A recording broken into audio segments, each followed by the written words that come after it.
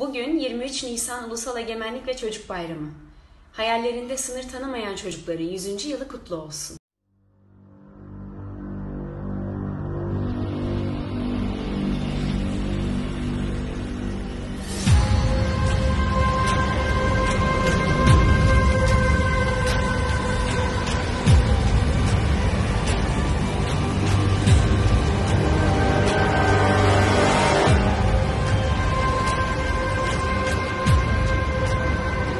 Ben Büyük Selçuklu Devleti Hükümdarı Sultan Alparslan. Benim hayallerim gördüğünüz ufkun da ötesindedir. Pusatımın gölgesi hepinize yetecektir.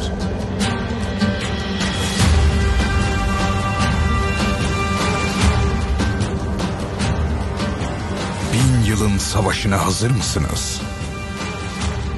Malazgirt 1071.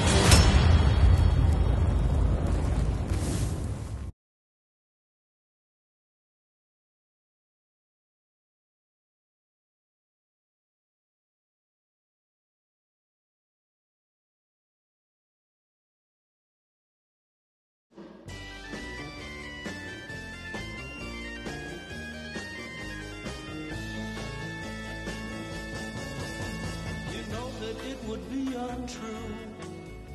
You know that I would be a liar if I was to say to you, girl, we couldn't get much higher. Come on, baby, light my fire. Come on, baby, light my fire. Try to set the night on fire. Emir, ne yapıyorsun baba ya? Boyuyor musun beni?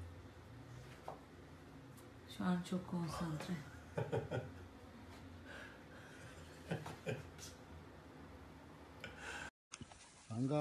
Şu an gorille mesafem bu. Mükemmel bir şey, bir aileler. Ve şöyle göstereyim mesafemi.